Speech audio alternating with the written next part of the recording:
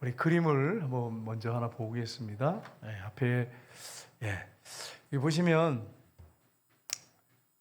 성부, 성자, 성령 이렇게 동그라미가 되어 있는데 색깔이 좀 다르게 되어 있죠. 그런데 안쪽에 보면 하나님 이렇게 되어 있습니다. 성부, 아버지도 하나님이다. 성자, 하나님이다. 성령, 하나님이다. 성부는 성자가 밖을 보시면 아니다. 성자는 성령이 아니다.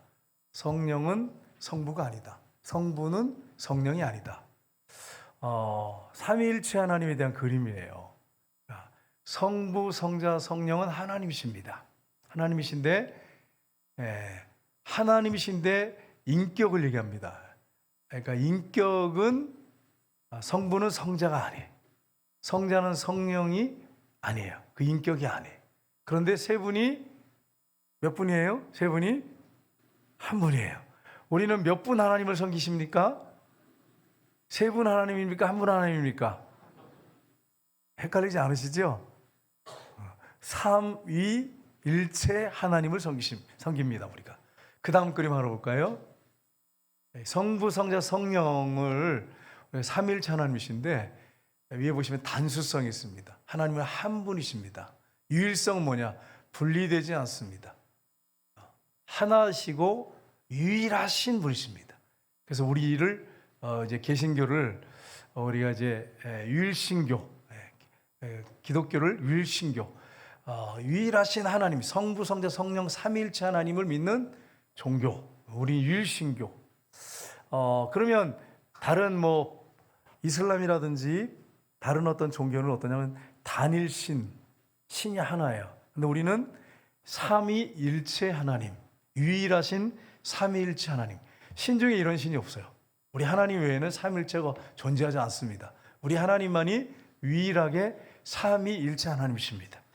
그래서 여러분 삼위일체 하나님 얘기를 하면 신학생들도 막 헷갈려가지고 막 머리가 쥐가 난다고 그러고 막 헷갈려요, 모르겠어요 막 이러는데 여러분이 이거는 우리 이성을 초월하기 때문에 이해해가지고 계산해가지고 믿는 게 아니고 이거는 초월적인 거기 때문에 하나님이 초월하신 분이시기 때문에 우리 이성을 초월하기 때문에 그냥 믿으면 되는 것입니다. 성경에 있는 내용 그대로 우리가 이걸 지금 여러분한테 선포할 때 그냥 아멘 그러고 받으시면 돼. 이걸 이해하려고 하면 여러분이 이해할 수 있을까요? 없을까요? 이해할 수 있어요? 없어요? 없어요. 우리 이성을 초월합니다. 근데 창세기부터 쭉 보면 삼일체 하나님이 나오는데 우리 이성으로는 이해가 안 돼. 그냥 믿음의 대상에. 그래서 여러분 삼일체 하나님이신데 성부, 성자, 성령 삼일체 하나님이 특별히 성자는 이시죠. 그러니까 등급으로 매겨서 등 1등, 2등 이렇게 등급으로 매긴 게 아니고 두 번째 자리 인격을 아들의 인격을 갖고 계시는 분 이렇게 하기 위해서 그냥 이라고 쉽게 표현한 것뿐이에요. 성부, 성자, 성령은 동일하게 찬송과 영광과 존귀를 받으실 분이십니다. 왜요? 아까 앞에 그림 봤지만 성부도 하나님, 성자도 하나님, 성령도 동일한 하나님이시기 때문에 그렇습니다. 그래서 우리가 이 사실을 기억해야 되는데 예수님이 하나님이십니다. 인간이 아니에요. 근데 자꾸 이단들이라든지 다른 종교에서는 예수님을 인간으로 자꾸 만들어 보려고 그래요. 인간으로. 예수님은 하나님이시고 인간이십니다. 두 가지를 다 갖고 계십니다. 인성과 신성을 다 갖고 계십니다. 100% 하나님이시고 100% 사람이십니다. 왜 그렇게 되셨어요? 우리 때문이에요. 예수님은 억울하실 거야. 우리가 죄를 져서 인간이 범죄하지 않았다면 그렇게 있을 필요가 없어요. 인간이 될 필요가 없어요. 그냥 하나님으로 계시면 되는데 우리가 범죄가지고 우리 죄를 다 짊어지고 대신 죽으셔야지 우리가 죄 용서받고 구원받기 때문에 하나님이 인간의 모습을 입고 100% 인간이 되신 것입니다. 그러니까 예수님이 하나님이신데 인간이 왜 돼? 저와 여러분 때문이에요. 죄 때문이에요. 그래서 100% 하나님이시고 100% 사람이 되신 것입니다. 그런데 우리 예수님이 하나님이신데 아버지께 철저하게 굴복하고 복종할 이유가 없어요. 하나님이세요. 스스로 복종할 수도 있고 안 할 수도 있습니다. 그러나 하나님 아버지에게 아들이 선택할 사항이에요. 그런데 우리가 범죄함으로 말미암아 죄로 말미암아 지옥에 가야 되는 것 그걸 정확하게 알고 계시잖아요. 예수님이 십자가에 죽으시고 인류의 죄를 다 짊어지고 자신이 죄값을 치러야만이 인류가 용서받는다고 하는 것을 아셨어요. 스스로 예수님께서 인간이 되셨어요. 그래서 하나님 앞에 굴복하셨어요. 철저하게 복종하셨어요. 그래서 오늘 본문에 이제 우리가 이 본문을 쭉 읽었는데 이 성부에 대한 성자의 복종에 대해서 우리가 오늘 살펴보고 3주에 걸쳐서 이 성부에 대한 성자의 복종에 대해서 살펴보기로 합니다. 예수님은 하나님이시기 때문에 복종할 이유가 없어요. 근데 우리 때문에 우리를 위해서 철저하게 아버지께 복종하시고 순종하셨어요. 물론 우리가 아니더라도 하나님이 아버지가 어떤 분인지 알기 때문에 거룩하고 의로운 분인지 알기 때문에 복종하시겠지만 특별히 우리 때문에 인간이 되지 않아도 되는데 스스로를 완전히 굴복시키시고 순종하셔서 하나님 뜻에 굴복시켜서 순종하셔서 인간 되셨습니다. 그러니까 여러분이 왜 하나님이 인간이 되셔서 100% 하나님이고 100% 사람이야? 이게 말도 안 되잖아. 왜 그래? 이렇게 우리가 질문할 이유가 없어요. 우리 때문이기 때문에 그렇습니다.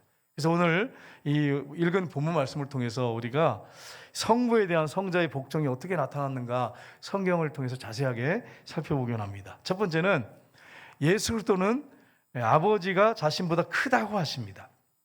여러분 성부, 성자, 성령 삼일체 하나님이신데 동등한 영광과 찬송과 존귀를 받으신 하나님이십니다.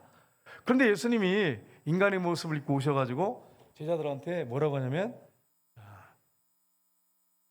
14장 28절 보세요. 이렇게 말씀하십니다. 인간의 모습을 입고 오셔서 같이 읽겠습니다. 내가 갔다가 너희에게 온다는 말을 너희가 들었나니 나를 사랑하였더라면 내가 아버지께 감을 기뻐하였으리라. 아버지는 나보다 크심이라. 아멘. 여기서 뭐라고 말씀하세요, 예수님이? 아버지는 나보다 크심이라. 여러분, 이렇게 말씀을 하셨는데 이걸 가지고 이단들은 어떻게 하냐면 예를 들어서 어떤 이단, 여호와 증인. 봐라. 이 구절 봐라. 이 구절 보면 예수님이 성자가 성부이신 아버지는 나보다 크다고 했지 않느냐? 예수님은 피조물이다.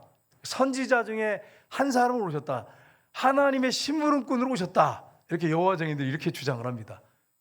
이단들이 대부분 대체적으로 이렇게 주장을 합니다. 예수님 피조물이다. 선자 중에 하나다. 이렇게 얘기합니다. 그런데 오늘 본문에 뭐라고 말씀하신지 보세요. 본문에 6절, 8절 보세요. 같이 읽겠습니다. 그는 근본 하나님의 본체시나 하나님과 동등됨을 취할 것으로 여기지 아니하시고 오히려 자기를 비워 저의 형체를 가지사 사람들과 같이 되셨고 사람의 모양으로 나타나사 자기를 낮추시고 죽기까지 복종하셨으니 그 십자가에 죽으심이라. 아멘. 예수님은 하나님이 뭐라고요? 근본 하나님의 뭐요? 본체. 본체란 말은 이 헬라어에 보면은 모르페라는 단어를 썼습니다. 모르페. 하나님의 모양, 하나님의 형상, 하나님의 외적 모습, 뭐 이런 이렇게 단어가 해석이 됩니다. 그러니까 예수님은 하나님 존재 자체예요. 하나님이에요. 그런데 그분이 성령으로 동정자 마리아의 몸으로 오신 것입니다. 근데 참 이게 저도 이제 설교를 하고 있지만 참 깝깝합니다. 왜 깝깝하냐?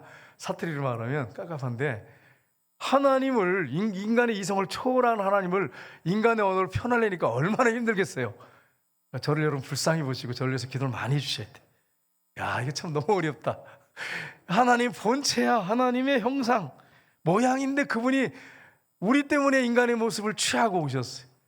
하나님이신데 여러분 이걸 이제 우리가 이게 참 이해하기 어려우니까 이제 우리가 우리 언어로 우리 수준에 맞게 소통해가지고 하나님께서 혹시라도 이거 불경건한 죄를 지을까 두렵기도 한데 하나님께서 좀 우리가 워낙 수준이 낮으니까 좀 이해해 주시길 바랍니다. 그래서 이제 표현하자면 이런 거예요. 표현하자면 이만한 새 이렇게 쇳덩어리가 하나 있어요. 쇳덩어리. 이게 이제 대장간에 가면 대장간 지기가 그거 가지고 띄어가지고 그것을 불 속에 넣어가지고 칼도 만들고 호미도 만들고 그거 가지고 여러 가지 농기계도 만들고 그렇게 했죠. 칼도 만들면서 어떤 군인들이 쓰는 그 당시에 칼을 만들 수 있겠죠. 여러분 본체잖아요. 본체. 칼이 됐든 무슨 뭐 호미가 됐든 뭐가 됐든 본체야, 본체. 본체인데 이게 얼마나 어렵습니까? 보세요. 본체인데 모양만 바꾸신 거야. 인간의 모습을 입고 오신 거야. 쉽게 말하면 이제 이렇게 표현할 수 있겠죠. 그러니까 예수님이 하나님의 자리를 포기한 게 아니에요. 하나님이신 걸 포기한 게 아니고 하나님이 하실 수 있는 권세, 권위, 능력 이런 것들을 가지고 계시지만 사용하지 아니하시고 인간의 육체를 고셔서 우리의 죄를 다 짊어지고 우리 연약함을 다 짊어지기 때문에 자기의 권세, 권위, 모든 걸 다 능력, 전능하신 하나님의 예수님은 사용하지 아니하시고 인간의 모습을 입고 오셔서 순종하신 것입니다. 그러니까 이단이 말하는 것처럼 그런 하나님이 아니에요. 예수님이 그런 분이 아니에요. 인간이 아니에요. 피조물이 아니에요. 그건 하나님이십니다. 우리를 위해서 인간이 되신 것뿐이에요. 그분은 하나님이세요. 그러니까 이 무쇠덩어리에서 거기서 띄어서 낯을 만들고 호미를 만든다고 해서 새가 아닙니까? 새예요. 새인데 모양만 바꾼 거지. 예수님은 하나님이신데 인간의 모습을 입고 덧입고 오셔서 우리를 위해 죽으시고 부활하신 것입니다. 그래서 여러분 예수님을 우리가 귀하게 여기고 존귀하게 여겨야 돼요. 마치 그 가톨릭이나 이런 데 보면 예수님을 맨날 십자가에 매달아 놓고 계셔. 십자가에 맨날 매달아 놓고 있고 애기 모양으로 이렇게 천주교에 가면 맨날 어린 아이 마리아의 품에 이렇게 안겨가지고 웅행해하는 예수님으로 그렇게 만들어 놨어. 매일 그걸 봐. 죽을 때까지. 가톨릭에 이제 처음에 가서 영세를 받죠. 그리고 죽을 때까지 그걸 봐. 십자가 매달려 계신 예수.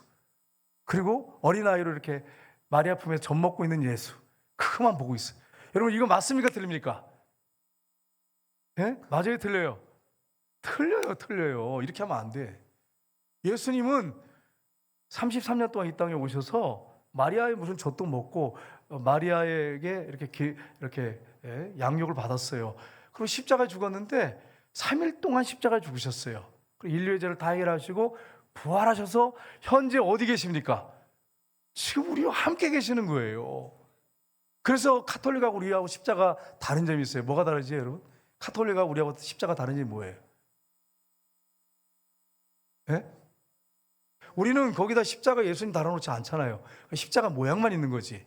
가톨릭은 가서 보시면 예수님을 십자가에 꼭 매달아놨어요. 가톨릭 들어가 보세요. 들어가 보시면 저도 원래 가톨릭에 별로 마음에 안 들어서 안 가는데 그 종교 행사 한다고 따라나갔다가 이등병 때 모르고 이제 뭐 그래서 생각에 가톨릭 간다 그래서 그래 뭐 한번 어떤 데인가 한번 체험이나 해보자 그래서 따라갔어요. 이등병 때 갔더니 굉장히 경건하더라고요. 경건한데 앉아가지고 그냥 앉아만 있으면 돼. 가톨릭에서 그냥 앉아 있으면 그냥 졸음이 오고 막 그러더라고. 그냥 앉아서. 우리는 어떠냐면 일어났다 섰다 막 이러니까 좀 불편한 거 있는데 아주 평안하더라고요. 모르겠어요. 요즘에 어떻게 하는지 모르겠어요. 예전엔 그랬어요.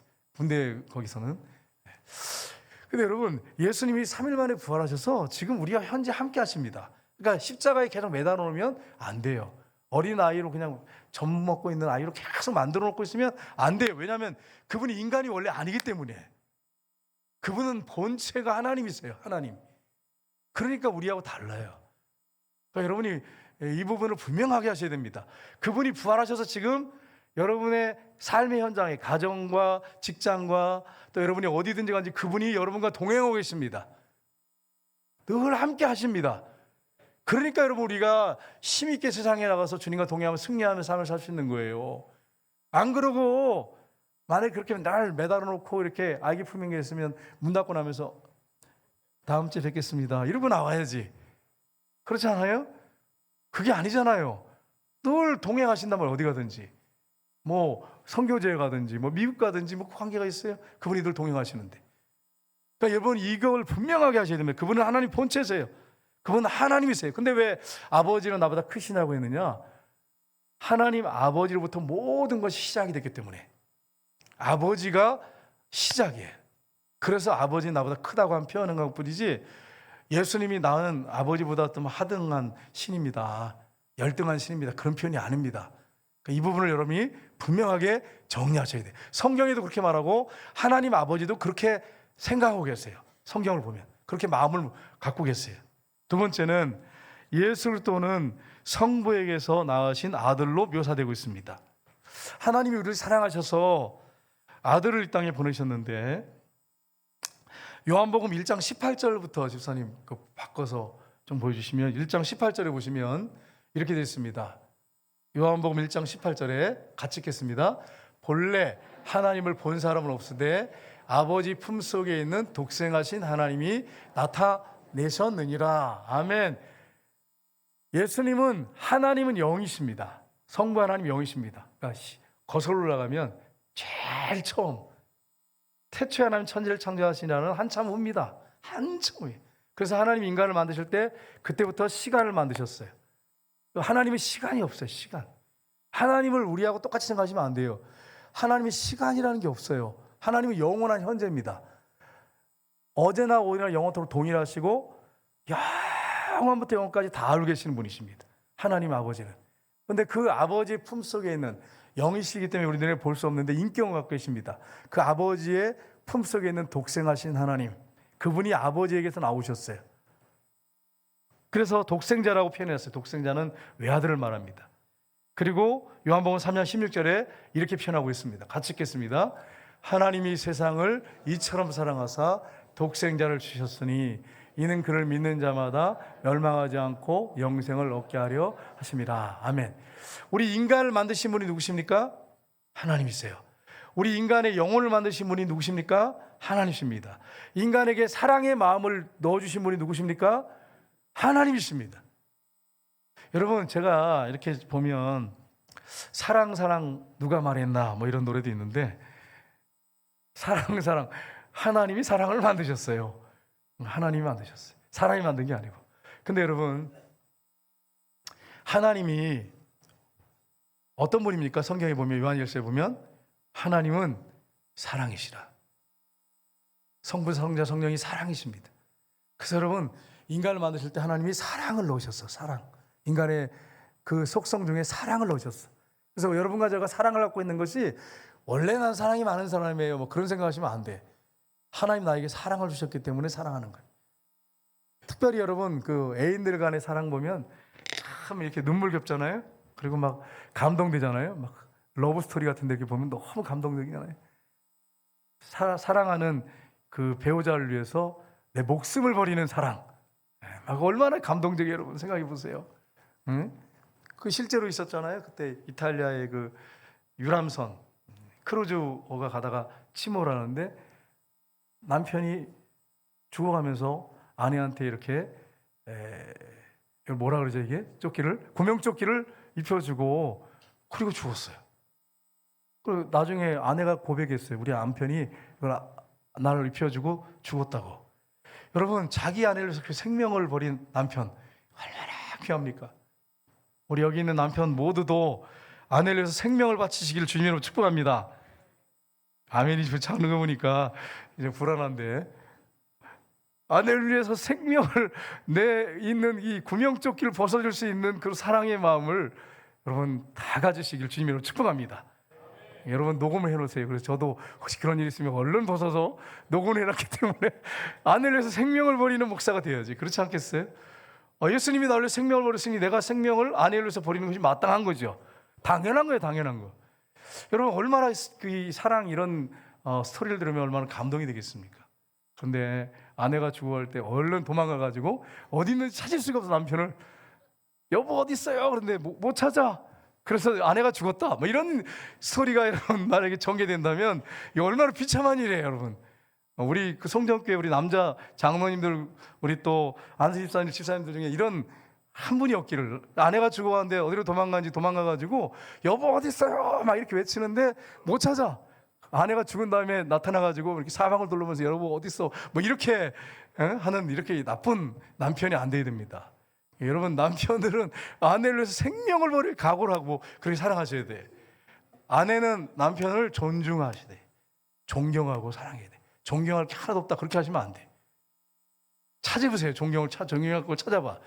정 안 되면 찾다가 존경할 게 없으면 그래도 우리 남편은 밥을 잘 먹어 이렇게 하면 하나님 감사합니다. 우리 남편 저 밥도 못 먹고 누워 있으면 안 되는데 밥을 저렇게 잘 먹으니 얼마나 감사합니까? 세 끼라도 다 해주시고 삼식이 이러지 말고. 이거 살아있는 남편 얼마나 감사해. 뭐가 아멘을 안 하는 거 보니까 이게 좀 기분이. 남편이 살아있는 것 자체가 감사한 거 아니에요, 여러분? 아멘 하시네. 우리 권사님들 아멘. 남편이 살아있는 것 자체만 없으면 좋겠어요? 아니잖아. 아니에요. 있어야지. 어떤 분들, 많은 분들이 얘기하는데 우리 남편이 아파서 누워만 있어도 난 감사하겠대. 권사님들 표현이에요. 지사님들 표현하신 분들이 있어요. 남편을 존중해 여기고 귀하게 여기고 존경할 게 없어도 찾아보세요. 있어요. 하나도 없는 사람은 없어. 분명히 있어요. 하나님이 부족하지만 남편을 가정의 머리로 세웠어요. 그래서 남편을 존중히 여기고 귀하게 여기고 그렇게 하기로 놨어요. 제가 이제 질문할게요. 아내하고 남편하고 어떤 의견 대립이 있어요. 하나님이 누군 편을 들을까요? 우리 권사님들, 아내하고 남편하고 지금 의견이 대립했어요. 하나님이 누군 편을 들으실까요? 남편 확실하죠? 네, 제가 지금까지 많은 권사님들, 집사님들 가정을 봤는데 하나님이 남편을 들어줘요. 남편이 좀 틀렸어도. 왜 그럴까? 왜 그러죠? 하나님 질서의 하나님이에요. 하나님이 남편을 가정의 머리로 세웠기 때문에. 그래서 제가요, 집에서 큰 소리 뻥뻥 치는 이유가 뭐 잘난 거 하나도 없어. 왜 그러냐? 하나님 내 편을 들어주시거든. 나 얼마나 감사한지 모르겠어요. 이거는 그냥 하는 얘기가 아니라 진짜예요. 내가 뭐 이단을 가리켰던, 이단의 교리를 가리켰다든지, 뭐 죄악 가운데 빠져가지고 아내를 이 죄악 가운데 끌고 갔다든지 그러면 모르겠지만, 그렇지 않은 경우에 보면 의견이 어떤 분분할 때는 꼭 하나님 내 편을 들어주시더라고. 우리 사모님이 저 뒤에 앉아 계시기 때문에 거짓말 못해. 내 편을 들어주시니까 제가 큰 소리 치는 거예요. 우리 남자 우리 장로님들, 안수집사님들 당당하셔야 됩니다. 하나님 누군 편 들어주신다고요? 남편 편 들어줘요. 그러니까 여러분 오해하시면 안 돼. 그럼 마음대로 죄짓고 마음대로 살아라 그런 말이 아니죠. 무슨 말인지 아시겠죠? 내가 참 부족해서 이제 어떤 의견을 냈는데 아내가 또 날 수도 있어요. 근데 하나님은 내 편을 들어주세요. 왜냐하면 하나님 질서를 머리로 남편을 세웠기 때문에. 여러분이 아내들이 좀 하나님 앞에 매맞거나 좀 이렇게 하나님 앞에 힘든 일을 당하기 원하지 않으신다면 남편을 세워주고 남편 의견을 존중해 주세요. 하나님이 굉장히 기뻐하세요. 그런데 남편은 또 생각할 게 있어요. 그게 뭐냐? 아내를 귀하게 여기고 사랑하지 않으면 기도가 막혀요. 기도가 안 돼. 하나님이 안 받으세요. 야, 내가 널 위해서 생명을 줬는데 네 안에 그렇게 네가 몸 바쳐서 생명을 바쳐서 사랑하지 못해? 네가 어떻게 아내도 사랑 못하면서 누구를 사랑한다고 그래? 이러기 때문에 남편들도 이걸 분명하게 아시고 아내를 생명처럼 사랑하고 귀하게 여겨야 됩니다. 하나님이 그렇게 만들어 놓으셨어요. 여러분, 그래서 여러분 사랑이 하나님이 사랑이시기 때문에 우리 사랑하는 그런 존재로 만들어서 우리가 사랑받지 않으면 만족이 없어요. 남성이든 여성이든 동일합니다. 그래서 여러분, 저와 여러분이 하나님의 은혜 가운데 살아야 할 이유가 여기 있어요. 하나님이 나를 사랑하는구나, 이거 하나만 딱 만약에 확신하면 다른 거 필요 하나도 없어요. 사실은 제가 힘들고 어려울 때 막 하나님 앞에 기도하잖아요. 엎드려서 기도하면 현찰은 안 주시고 꼭 이렇게 말씀하세요. 내가 너를 사랑한다 이랬어요. 그러면 이제 끝나. 그냥 사랑하신다는데 뭘 할 말이 있어. 그냥 막 무너지는 거예요. 울면서 주님 됐습니다, 저를 사랑하시면 됐습니다, 이러고 다 회복이 돼버려. 정말이에요. 여러분, 하나님은 우리를 그렇게 사랑하세요. 그러니까 여러분, 하나님의 사랑 가운데 사시기를 주님으로 축복합니다. 독생자까지 아낌없이 넣어주셨어요. 시편 2편 7절을 보십시오. 하나님이 이렇게 말씀하세요. 이거는 아들이신 성자에게 말씀하신 거예요. 성부께서. 같이 읽겠습니다. 내가 여호와의 명령을 전하노라. 여호와께서 내게 이르시되 너는 내 아들이라. 오늘 내가 너를 낳았도다. 아멘. 아버지 품속에 있는 독생하신 아들이 나타나셨어요. 그래서 여러분, 예수님은 하나님의 친아들이에요. 하나님이십니다. 근데 신천지는 어떻게 해야 하죠? 신천지는 예수님은 인간이라 그래요. 성육신 하신 하나님이라고 하지 않습니다. 인간이라 그래요. 인간인데 성령이 선택된 예수에게 머리에 임했대요. 근데 이 성령이 그럼 누구냐고 질문하면 천사래요. 거룩한 어떤 신령한 성인들의 영이 임했다는 거예요. 그래서 선택받은 인간인데 예수는 하나님이 아니고 인간이 선택받아가지고 하나님의 아들이 됐다, 이렇게 얘기를 해요. 신천지에서는. 교리가 그렇게 됐습니다. 내가 그냥 억지로 하는 얘기가 아니고 교리가 그렇게 됐어요. 그러니까 피조물인 거예요. 예수님이 선택받은 거예요. 그래서 천사나 거룩한 어떤 성인의 영이 예수에게 임해서 그가 그 시대 2000년 전에 구원자가 됐다는 거예요. 그럼 오늘날은요, 예수님이 부활하셨는데 육체가 부활한 게 아니고 영이 부활해서 그 영이 이만희에게 임했대요. 그래서 이만희가 재림 예수예요. 그래서 오늘날 이 시대 2000년 후에 지금 시대는 이만희가 구원자라는 거예요. 이게 신천지의 교리입니다. 그러니까 그들이 믿는 예수하고 우리가 믿는 예수하고 다릅니다. 완전히 다릅니다. 그런데 이 사람들은요, 이단 막 신천지 이러니까 무조건 얘기를 하고 어떤 대화를 하고 토론하려고 하면 예수님을 막 앞장서요. 예수님이 사랑했다 그러잖아요. 사랑하셔야지. 왜 그렇게 나오십니까? 왜 미워하십니까? 다른 종교도 사랑하셔야지. 왜 우리가 이단입니까? 완전히 그들이 믿는 예수님하고 우리가 믿는 예수가 다르기 때문에 그래요. 그들이 믿는 예수는 우리가 생각하는 하나님이 아니에요. 하나님 본체가 아니에요. 신이 아니에요. 인간인데 성령이 맺는데, 성령이 바로 뭐냐면 그들이 말하는 것은 이만희가 말하는 거죠. 천사하고 성인의 영이라는 거예요. 거룩한 사람의 영이래요. 그래서 그 당시에 2000년 전에 구원자였다는 거예요. 근데 오늘날에는 그 예수의 영이 영만 부활했대요. 그래서 이만희에게 예수의 영이 임해가지고 오늘날 이 시대는 이만희가 구원자이기 때문에 이만희를 믿고 이만희가 가리키는 그 메시지를 받아들여야 구원받는다 그래요. 여러분 맞습니까? 완전히 비성경적이죠. 그래서 우리가 신천지를 우리가 인정하지 않는 거예요. 여러분 이런 걸 모르니까 많은 크리스찬들이 신천지에 들어가서 막 재밌으니까. 왜냐하면 이걸 공식화 시켜가지고 이건 이거 1 더하기 1은 2 이런 식으로 만들어놨어요. 그래서 딱딱 재밌잖아요. 근데 정말 성경이 그렇게 떨어지는 겁니까? 아니에요. 틀려요.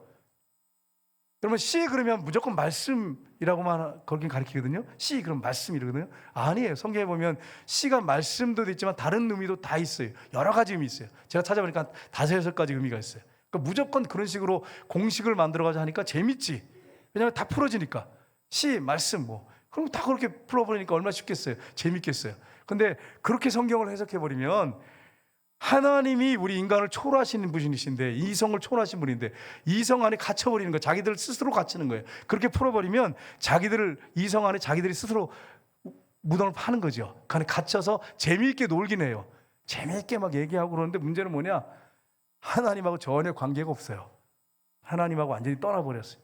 인격적인 교제가 이루어지지 않아요. 예수님하고 인격적인 교제가 없습니다. 완전히 율법적인 종교 되는 거죠. 여러분 이 부분을 우리가 분명히 알고 우리가 믿어야 됩니다. 세 번째는 예수 그리스도는 아버지로 말미암아 산다고 하셨습니다. 아버지와 아들은 하나입니다. 예수님 말씀하셨어요. 나와 아버지는 하나니라. 예수님은 인간이 아니에요. 인간이시며 동시에 하나님이십니다. 요한복음 6장 57절에 보시면 이렇게 말씀하십니다. 살아계신 아버지께서 나를 보내심에 내가 아버지로 말미암아 사는 것 같이 나를 먹는 그 사람도 나로 말미암아 살리라. 아멘. 예수님은 누구로 말미암아 산다고 말씀하셨습니까? 아버지로 말미암아 산대. 아버지로 말미암아 나는 존재하고 이렇게 말씀하셨어요. 그러면 여러분과 저는 어떻습니까? 크리스찬은 정말 예수님을 주인으로 왕으로 모신 사람은 예수님으로 말미암아 사는 사람입니다. 그래서 여러분 갈라디아서 2장 20절에 뭐라고 말씀했어요? 내가 그리스도와 함께 십자가에 못 박혔나니 그런즉 이제는 내가 산 게 아니야. 난 더 이상 살지 않습니다. 나는 이미 예수님과 함께 죽었어요. 그리고 내 안에 부활하신 예수님이 살아계십니다. 그러니까 예수의 생명으로 사는 것입니다. 나는 누구로 말미암아 산다고요? 예수 그리스도로 말미암아 삽니다. 예수님은 뭐라고 말씀하셨어요? 나는 아버지로 말미암아 산다고 분명히 말씀하셨어요. 그러니까 여러분과 제가 한 주간 동안 살 때 누구로 말미암아 살아야 됩니까? 예수 그리스도로 말미암아 삽니다. 예수님의 생명으로 삽니다. 부활하신 예수님과 동행하셔야 됩니다. 여러분과 제가 죄성이 얼마나 강한지 여러분 아시잖아요. 네. 제가 말하지 않아도 아시잖아요. 예를 들어서 음식점에 이렇게 갔어요. 음식점에 가서 이제 뭐 다른 분들하고 함께 식사할 때 보면 맛있는 거 먹고 싶잖아. 그분이 이렇게 막 젓가락으로 많이 먹는데도 내가 좋아하는 메뉴면 그거 먹고 싶어가지고 또 그 사람이 그걸 너무 먹으면 미워. 그 사람이 저만 먹고 내가 좋아하는 거예요? 저만 먹고 앉았네. 그러면서 속을 막 밉단 말이에요. 그 사람이 우리가 그렇게 연약한 육을 갖고 있어요. 육을 갖고 있어요. 먹는 것뿐 아니에요, 여러분. 이거는 좀 유치하잖아, 우리가 좀. 그죠? 이런 부분에서. 유치한 것뿐 아니고, 옷도 그렇고 모든 것도 그래요. 본질로 들어가서 가만히 보면 너무 유치해요, 우리가. 근데 우리는 옷이나 먹는 거 이런 걸로 사는 존재하는 게 아니고, 누구로 산다고요, 우리는? 예수로 말미암아 사는 거예요. 그래서 예수님과 함께 동행하면 행복해. 내가 예수님과 함께 동행하면서 서울 가면 행복해. 내가 예수님과 동행하면서 수원 가면 행복해. 근데 예수님하고 동행 안 하고 나 혼자 간다든지 나와 아내 둘만 있습니다 이렇게 하면 싸우면서 가고 싸우면서 오고 그러면서 다시는 내가 안 간다. 이게 예수님으로 살아야 되는데 이게 나로 사니까 그런 게 나로 사니까 여러분과 저는 아버지로 말미암아 내가 산다 이렇게 예수님이 고백한 것처럼 우리는 누구를 통해 산다 그랬어요? 분명히 말씀하셨죠. 너희는 나로 말미암아 산다고 분명히 말씀했어요. 여러분 성찬식 때 떡하고 포도주를 우리가 마시잖아요. 그 떡을 까고 포도주 마시는데 조금 주잖아요. 이만큼. 우리가 만약에 성찬식 뻥을 이만한 거래요. 장로님들이 하나씩 갖고 와서 마음껏 드세요 그러면 감당 되겠어요? 내가 볼 때 감당이 안 되지. 전부 잘라가지고 그냥 이렇게 만들어가지고 똑같이 만들어가지고 그것도 그 기억도 그래가지고 예수님의 몸입니다 이렇게 주잖아요. 포도잔 돌리고 그게 우리 몸에 들어가는 것처럼 우리 몸 안에 예수님이 바라신 예수님이 들어와서 하신단 말이에요. 그러니까 우리가 24시간 예수님과 동행해요. 그래서 제가 이렇게 한 주간 지내보면 예수님을 철저하게 인정하고 그분 바라보고 그분과 동행하면 행복해요. 아무것도 없어도 행복하더라고. 다른 사람이 힘들게도 행복해. 근데 예수님과 동행하지 않으면 잘 먹었는데 마음이 허전하고 뭔가 뻥 뚫린 것 같아. 뭔가 만족이 없어. 왜 그럴까요? 우리는 예수로 사는 사람입니다. 예수의 생명으로 사는 사람입니다. 사나 죽으나 우리는 예수의 것입니다. 그러니까 여러분 한 주간 동안 예수로 말미암아 사셔야 됩니다. 오징에 이제 먼저 남편이 가신 분도 계시고 또 그럴 수 있잖아요. 정말 억울하게 속상한 일도 있고 막 이런 일이 있어요. 근데 혼자가 아니에요, 여러분. 남편이 멀리 주말 부부라도 괜찮아. 멀리 가 있어도 여러분 혼자가 아니에요. 누가 여러분과 동행하십니까? 예수님과 동행하세요. 그럼 제가 질문할게요. 나는요 너무 외롭고요. 주말 부부인데 우리 남편이 나와 늘 붙어 있으면 좋겠어요. 24시간 붙어놓고 직장도 가지 말고 붙어놓으면 행복하시겠어요? 아니라고 그러잖아. 아니라고 분명히 바로 나오잖아. 아니 주말 부부가 힘들다고 주여 나 힘들어 죽겠어요. 우리 남편이 좀 와서 좀 도와주면 이렇게 24시간 붙여놓는다는데 왜 행복 안 해갖고 대번에 아니에요 뭐 이렇게 바로 나오죠 여러분. 예? 왜 그래요? 왜? 인간의 죄성이 연간의 연약함이 있기 때문에 그래요. 만약에 우리 장로님들이 예수님과 늘 동행해서 사랑으로 섬기고 여보 그러면서 발도 씻겨주고 때로는 사랑해요 늘 고백하고 그렇게만 하면 24시간 있어도 행복해. 그렇지 않겠어요? 근데 조금 이렇게 좀 비유상하면 벌써 눈빛이 서로 달라지면서 눈에서 불꽃이 튀잖아 양쪽에서. 그러니까 여러분 이게 인간이기 때문에 인간으로 만족하고 인간으로 행복을 얻으려고 하시면 안 돼. 남편으로 말미암아 행복을 얻으려고 하시면 안 돼.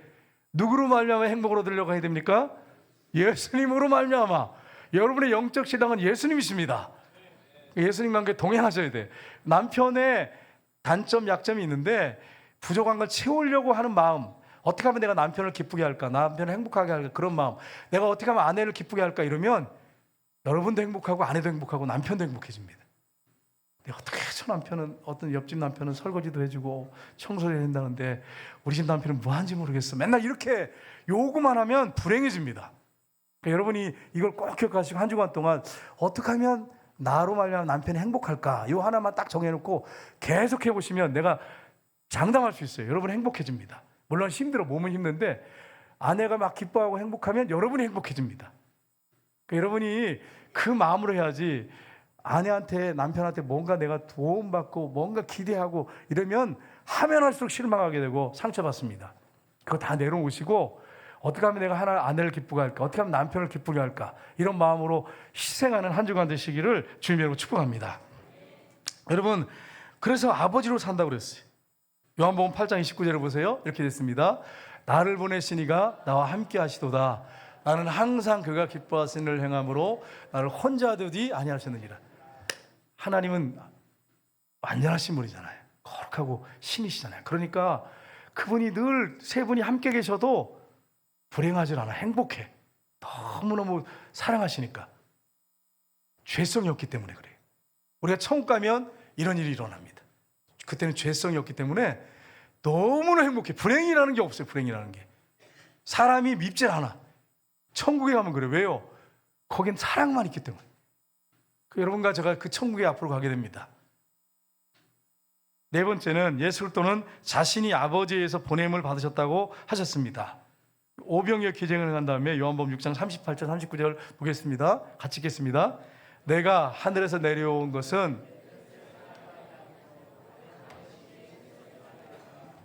나를 보내신 이의 뜻은 내게 주신 자 중에 내가 하나도 잃어버리지 아니하고 마지막 날 다시 살리는 이것이니라. 아멘. 예수님 뭐라고 말씀했습니까? 내가 아버지께로부터 보냄받았다는 거예요. 아버지의 뜻을 행하러 내가 왔다. 이렇게 분명하게 말씀합니다. 여러분과 제가 이 땅에 살아가는 동안에 누구 뜻을 이루기 위해서 살아야 될까요? 하나님의 뜻을 이루기 위해서 살아야 돼요.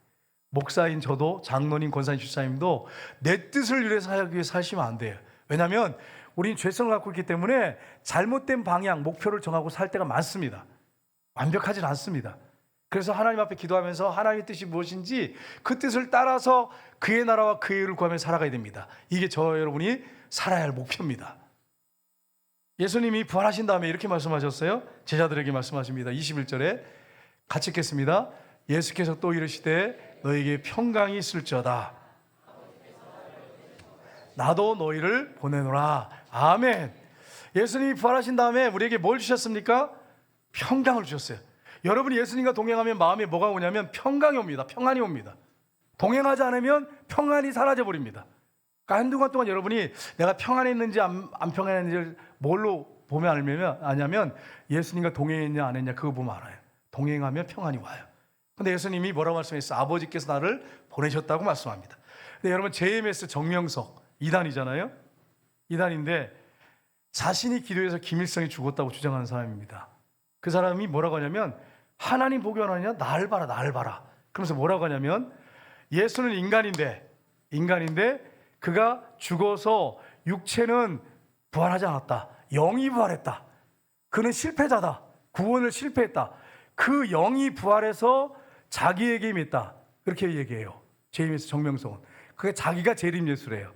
그러니까 너희들이 예수 보기 원하냐? 날 봐라. 하나님 보기 원하냐? 날 봐라. 이렇게 얘기를 해요. 정명석은 예수님을 피조물이라 그래요. 실패자라 그래요. 부활하지 않았대요. 영이 부활했대요. 육체가 부활하지 않고. 근데 예수님이 뭐가 부활했어요? 영이 부활했습니까? 육이 부활했습니까? 육이 부활했어요. 영이 어떻게 부활해요? 육이 부활하셨어요. 육이 부활하셔서 분명히 말씀드렸죠. 제자들이 유령이다 그러니까 여기 떡과 고기 있느냐 그래가지고 달라고 해서 그들 앞에서 드시면서 뭐라고 했습니까? 영은 뼈가 살이 없지만 너희 보는처럼 나는 뼈와 살이 있다고 분명히 말씀하셨습니다. 그러니까 여러분, 그런데 정명석 부활이 육체가 예수님 부활한 게 아니고 죽어서 끝났고 실패자고 영이 부활해서 정명석에게 임해서 자기가 이제 구원의 완성자라는 거예요. 예수님은 미완성, 사역을 미완성했지만 자기는 완성하러 왔다는 거예요. 그래서 수많은 이화여대생, 숙대생, 수많은 여대생들을 성적으로 유인하고 온갖 못된 짓을 다 했어요. 자기가 메시아라고 교리가 그렇게 돼 있으니까 자기가 메시아라고 하니까 재림 예수라고 하니까 여성들이 꼼짝 못하는 거야. 그냥 데려다가 그냥 눕혀놓고서 내가 메시아다. 나하고 자야 네 죄가 원죄가 용서받는다. 이러면 끝나는 거예요. 그래서 수많은 여성들을 유린했어요. 이게 사단의 역사죠. 사단의 역사. 여러분 정명석은 뭘 주장한 줄 아세요? 아담과 하가 이제 있는데 선악과를 따먹어가지고 원죄가 왔다고 그러지 않고 하하가 뱀하고 관계를 해가지고 원죄가 찾아왔다는 거예요. 그래서 자기하고 자야지 여성들이 죄가 용서받는데 깨끗하게 되고 구원받는다는 거예요. 그게 정명석 주장이에요. 근데 거기에 놀아나잖아요. 수많은 여대생들이.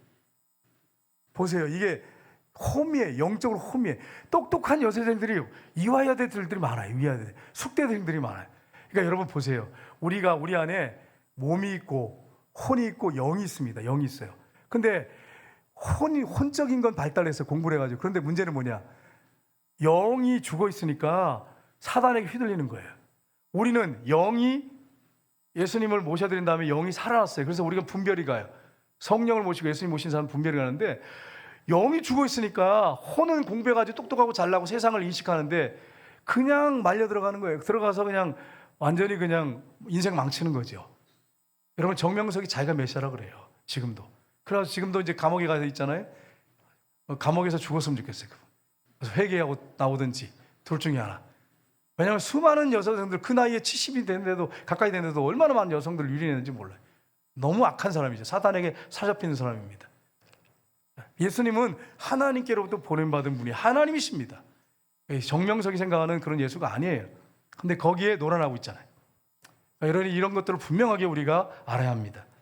다섯 번째, 마지막으로 예수 그리스도는 자신이 행한 일이 아버지께로부터 명령받으셨다고 하셨습니다. 우리 31절 보겠습니다. 14장 31절 같이 읽겠습니다. 오직 내가 아버지를 사랑한 것과 아버지께서 명하신 대로 행하는 것을 세상이 알게 하려 함이로다. 일어나라, 여기를 떠나자 하시니라. 아멘. 아버지께서 명하신단 말은 아버지 명령을 얘기합니다. 나는 아버지께서 명령하신 대로 행하는 것을 세상에 알게 하려 함이로다. 분명히 말씀했습니다. 그래서 오셨어요. 여러분, 예수님은 하나님이십니다. 그렇게 할 필요가 없는 분이세요. 그런데도 우리 때문에 하나님의 명을 받들어 이 땅에 내려오셨습니다. 그리고 요한복음 10장 18절 보십시오. 같이 읽겠습니다. 이를 내게서 빼앗는 자가 있는 것이 아니라 나는 버릴 권세도 있고 다시 얻을 권세도 있으니 이 계명은 내 아버지께서 받으노라 하시니라. 아멘. 이게 무슨 말씀이냐면, 아들아, 네가 십자가를 져서 인류에 죽어야 인류가 죄 용서 받는다. 네가 선택할 수 있다. 네가 십자가 지지 않아도 된다. 그러나 예수님 어떻게 하셨어요? 스스로 선택할 수 있는, 예수님이 안 죽을 수 있어요. 십자가에 죽을 수도 있고. 그런데 뭐라고 말씀했어요? 내게서 빼앗을 자가 있는 것이 아니라 내가 스스로 버리노라. 나를, 내 생명을 십자가에 버릴 권세도 있고. 버린다는 말이 뭐냐면 자신을 완전히 희생해서 우리를 구원하신다는 말이죠. 십자가에서 나는 버릴 권세도 있고 다시 얻을 권세도 있다. 부활할 수 있는 권세도 있다. 내가 아버지의 명을 거역할 수도 있다는 거예요. 근데 그런 분이 아니죠. 예수님은 하나님이신데, 하나님이 어떤 분인지 알아요. 존재가 어떤 분인지, 아버지가 어떤 분인지 알아요. 거룩하고 의로우신 분이, 그분은 실수가 없으신 분이에요. 그분은 사랑이세요. 그러니까 스스로 아버지께서 원하는 그 길을 선택하셔서 오신 것입니다. 그래서 십자가에 못 박혀 죽으시고 3일 만에 부활하셨어요. 그래서 분명하게 하나님의 아들심을 부활을 통해서 보여주셨습니다. 여러분, 이 부활이 실제가 안 되면요, 지식으로 알면 삶의 변화 없습니다. 저도 부활절날 설교했고 부활에 대해서 설교를 많이 했는데 지식으로 아는 건요, 삶에 아무런 변화가 없어요. 저 자신조차도 지식으로 아는 건 변화가 없어요. 지식으로 알아서 가르치는 건 저도 변화가 안 돼요. 그런데 정말 부활하신 주님이 나의 삶의 현장에 늘 동행하신다는 게 확신하면, 이게 정말 확신 가지고 그렇게 동행하면 변화가 일어나요. 안 변할 수가 없는 게, 안 변하는 게 이상해. 크리스찬이 안 변하는 게 이상한 거예요. 변화가 일어날 수밖에 없습니다. 여러분과 제가 한 주간 동안 살 때 변화가 있느냐 없느냐는 지식으로만 아는 거냐, 아니면 그분과 실제 동행하느냐, 이걸 통해서 분명하게 알게 됩니다. 예수님이 십자가에서 자기를 버릴 권세도 있고 부활할 권세도 있고, 또 본인이 십자가 안 질 그런 선택할 수 있는 그런 선택권도 예수님께 있었어요. 그러나 주님은 우리를 위해서 십자가의 길을 선택하셨어요. 아버지께 복종하셨습니다. 그리고 저와 여러분을 죽으시고 3일 만에 부활하셔서 지금도 여러분과 함께 하셔서 여러분과 저의 주인이 되셨습니다. 그러면 그분이 우리의 주인이시라면 우리는 어떻게 살아야 되겠습니까? 예수님이 하나님이신데, 본체신데 아버지께 복종하고 순종했다면 우리는 더욱더 복종하고 순종해야지. 우리는 죄인인데, 나 같은 죄인을 구원하셨는데 지옥가에 마땅하지, 불 속에 들어서 영원히 살아야 할 존재인데, 나를 위해서 그렇게 희생하고 피 흘려 죽으셨다면, 생명을 주셨다면 나는 더 예수님께, 하나님 아버지 앞에 더 복종하고 순종하는 것이 마땅한 것입니다. 우리가 강요해서 하는 게 아니고 그 은혜의 사랑을 생각하니까 내가 정말로 내가 하나님 앞에 스스로 내가 선택해서 내가 자원해서 내가 복종하겠습니다. 순종하겠습니다. 이렇게 사는 사람이 진정한 그리스도인입니다. 여러분과 제가 이 사실을 기억하고 억지로 하라는 게 아니에요. 여러분, 제가 하나님 앞에 억지로 순종하라 그런 말 하지 않습니다. 지금 여러분 스스로 그 하나님의 은혜가 너무 크기 때문에 내가 순종하겠습니다. 복종하겠습니다. 그렇게 스스로 자원해서 하는 신앙생활, 이걸 하나님이 원하십니다. 하나님 강요해서 억지로 끌고 가시는 분이 아닙니다. 여러분이 그렇게 하나님 앞에 한 주간 동안 스스로 하나님을 사랑하고, 하나님이 너무너무 하나님 너무 귀해서, 하나님이 나를 향해서 행하신 그 은혜가 너무 커서 스스로 자원해서 복종하는 그런 한 주간 되시기를 주님으로 축복합니다. 기도하겠습니다. 하나님